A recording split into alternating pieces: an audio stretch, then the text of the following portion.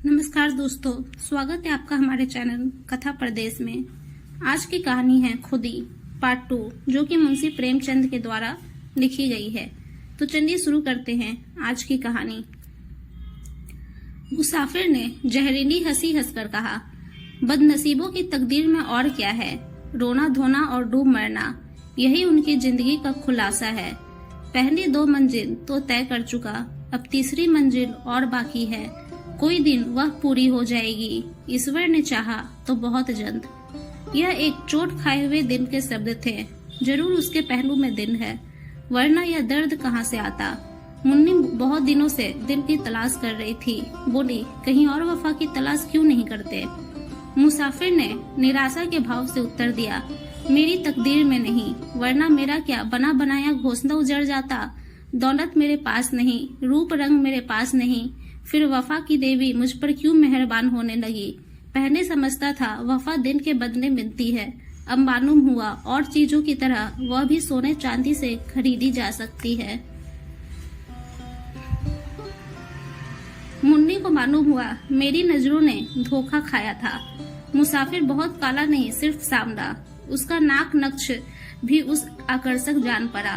बोली, नहीं, यह बात नहीं, तुम्हारा पहला ख्याल ठीक था।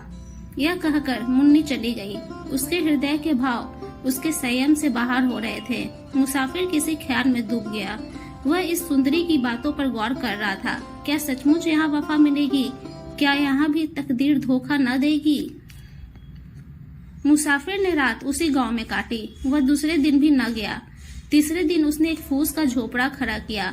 मुन्नी ने पूछा, यह झोपड़ा किसके लिए बनाते हो? मुसाफिर ने कहा, जिससे वफा की उम्मीद है। चले तो न जाओगे? झोपड़ा तो रहेगा। खाली घर में भूत रहते हैं, अपने प्यारे का भूत ही प्यारा होता है। दूसरे दिन मुन्नी उस झोपड़े में रहने लगी। लोगों को देखकर ताजुब होता था। मुन्नी उस झोपड़े में नहीं रह सकती। वह उस भोले मुसाफिर को जरूर दगा देगी, यह आम ख्याल था। लेकिन मुन्नी फूली न समाती थी। वह न कभी इतनी सुंदर दिखाई पड़ी थी, न इतनी खुश। उसे एक ऐसा आदमी मिल गया था जिसके पहलू में दिन था। लेकिन मुसाफिर को दूसरे दिन यह चिंता हुई कि कहीं यहाँ भी वह अभागन दिन न देखना पड़े। रूप में वफा कहाँ? उसे याद आया, पहले भी इसी तरह की बातें हुई थी। ऐसी ही कसम खाई गई थी, एक दूसरे से वादे किए गए थे। मगर उन कच्चों धागों को टूटते कितनी देर लगी। वह धागे क्यों न फिर टूट जाएंगे। उसके क्षणिक आनंद का समय बहुत जल्द बीत गया और फिर वही निराशा उसके दिन पर छा गई। इस मरहम से भी उसके जिगर का जख्म न भरा। तीसरे रोज वह सारे दिन उदास और चिंतित बैठा रहा और चौथे रोज लापता हो गया। उसकी यादगार सिर्फ उसकी फूस की झोपड़ी रह गई। मुन्नी दिन भर उसकी राह देखती रही। उसे उम्मीद थी कि वह जरूर आएगा, लेकिन महीनों गुजर गए और मुसाफिर न लौटा। कोई खत भी न आया, लेकिन मुन्नी को उम्मीद थी वह जरूर आएगा। साल बीत गया।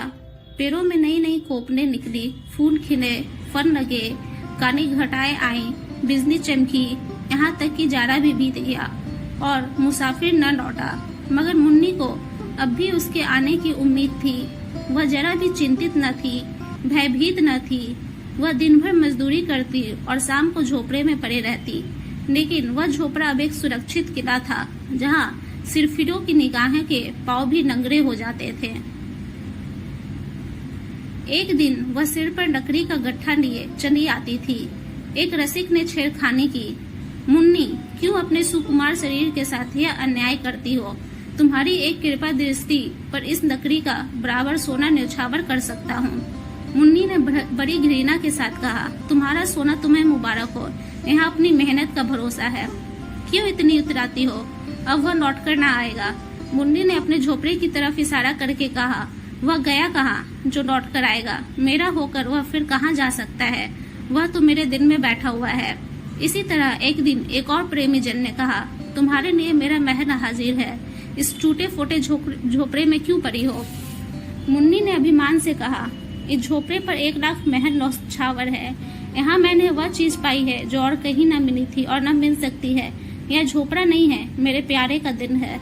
इस झोपड़े में मुन्नी ने 70 साल काटे। मरने के दिन तक उसे मुसाफिर के लौटने की उम्मीद थी। उसकी आखिरी निगाहें दरवाजे की तरफ लगी हुई थी।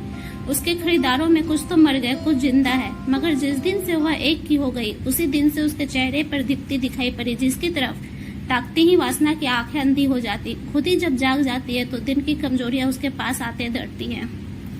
उम्मीद है आप सबको यह कहानी पसंद आई होगी। दोबारा मिलती है एक नई कहानी के संग। धन्यवाद।